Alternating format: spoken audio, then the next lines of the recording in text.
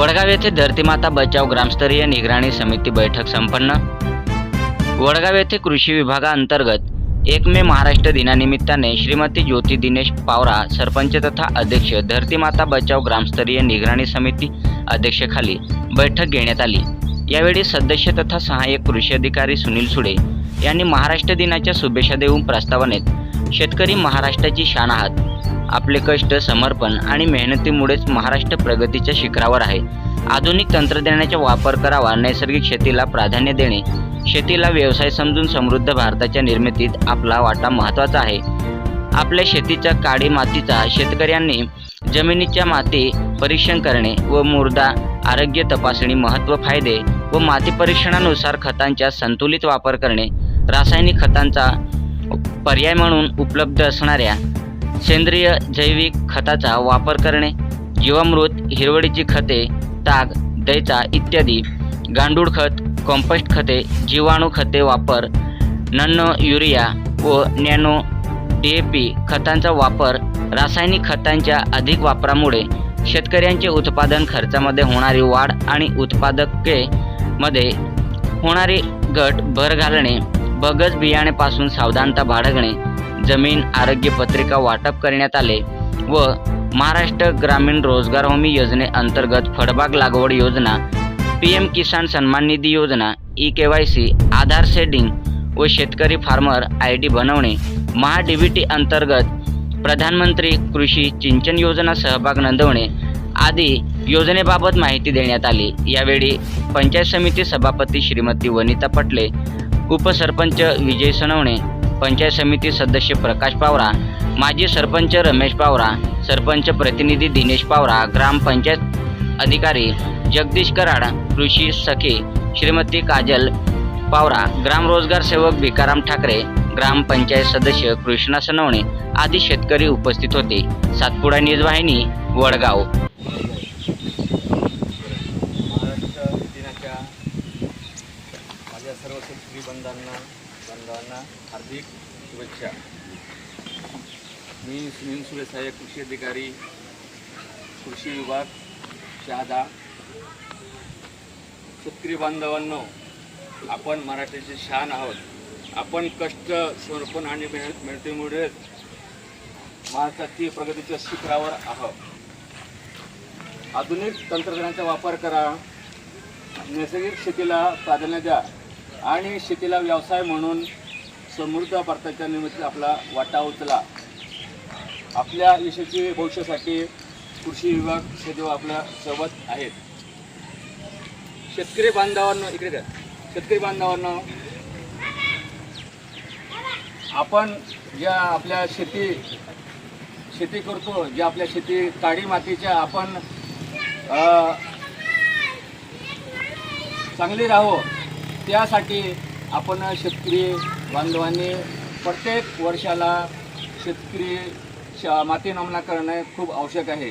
कारण रासायनिक खताच्या अतिवापरामुळे, रासायनिक औषधाच्या अतिवापरामुळे आणि जैविक खताच्या कमतरतामुळे आपल्या शेतीचं पातळी खालावली चाललेली आहे।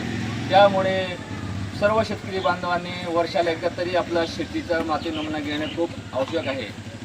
माती नमुना घेताना एकरातून आपण 5 ठिकाणी माती नमुने घ्यावे आणि 5 ठिकाणी V आकाराचा खड्डा करून त्याच्या माती नमुना घ्यावा आणि तो माती एकत्र गोळा करावी आणि ती मातीच्या 4 भाग करावे। अशा प्रकारे 4 भाग करून आपण अर्धा किलो माती नमुना प्रयोगशाळेत तपासणीसाठी पाठवू शकतात।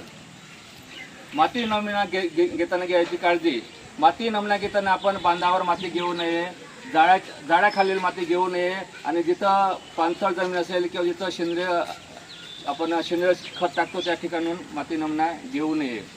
आणि माती नमुना घेतल्यानंतर आपण आपले ते व्यवस्थित पूर्णपणे आपले डिटेल माहिती, नाव, गाव, survey number, mobile number detail टाकून आपले ते माती नमुना प्रयोगशाळेत पाठवण्यात यावे। मित्रांनो, आज आपली व्यवस्थापन बैठक घेण्याचे वरून आदेश होते। त्या बैठकीचे अध्यक्षस्थान असतात सरपंच आहे, नंतर सदस्य आहे, ग्रामविकास अधिकारी आहे, सहाय्यक कृषी अधिकारी आहे, कृषी सखी आहे आणि असे 2-4-5 गावाचे प्रगतीशील शेतकरी आहे। त्याचा उद्देश असाच आहे की मृद आरोग्य तपासणी महत्त्व, फायदे व माती परिक्षणानुसार खताचा संतुलित वापर करण्याबाबत. दुसरं आहे रासायनिक खताचा पर्याय म्हणून उपलब्ध असणाऱ्या सेंद्रिय जैविक खतावर माहिती देणे, त्यांचे उत्पादन आणि वापराची पद्धतबाबत माहिती. त्यानंतर जीवामृत, नंतर गोकुपामृत सारखे जमिनीतील जीवाणूची संख्या वाढवणारे जैविक खते, तसेच हिरवळीचे खते वापर करणे, गांडूळ व कंपोस्ट खताचे वापर करणे, तसेच नॅनो व नॅनो डीपी खताचं प्रोत्साहन देणे. खताच्या असंतुलित वापरामुळे जमीन व मानवी आरोग्यावर होणारा घातक परिणाम, त्याचे पिकावर आणि पर्यावरणावर होणारे परिणाम, जलप्रदूषण, वायू प्रदूषण इत्यादी. रासायनिक खताच्या आधुनिक वापरामुळे शेतकऱ्यांच्या उत्पादनात खर्चामध्ये होणारी वाढ आणि उत्पादनामध्ये होणारी घट.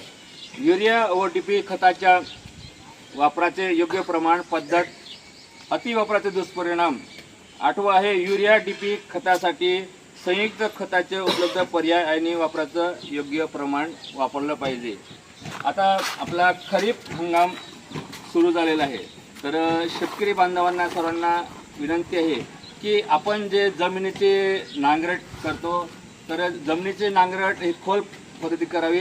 आणि आपण काय करतो की दिवसा ऊन असतो आणि ऊन लागतो म्हणून आपण शक्यतो म्हणजे आपण रात्री नांगरट करतो, त्याऐवजी आपण दिवसा नांगरट केली पाहिजे. कारण दिवसा आपण नांगरट केल्यानंतर ऊन असतो आणि उन्हामध्ये जेव्हा आपण नांगरटी करतो तर जे जमिनीतील आपले जीवजंतू असतात ते जीवजंतू वरती येतात आणि त्याला जे आपण पक्षी असतात आणि त्यामुळे ते कीटक आणि ते कीड ते खातात आणि त्यामुळे आपल्या जमिनीतील जे येणारा जो कीड रोग असतो तो 50% नायनाट असतो. त्यामुळे कसं आपण उन्हातच आणि दिवसाच नांगरटी करावं सर्वांना विनंती आहे.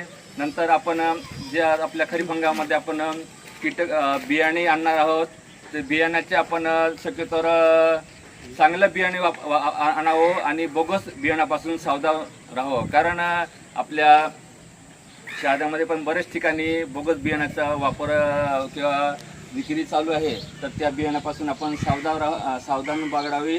आणि बियाणा घेताना आपण आपली बियाण्याची योग्य पावती घ्यावी आणि ती पावती आपण सांभाळून ठेवावी. कारण ती बियाण्याची पावती आपल्याला खूप कामात येते. जोपर्यंत आपला पीक निघत नाही तोपर्यंत ती बियाण्याची पावती आणि ते पिशवी आपण सांभाळून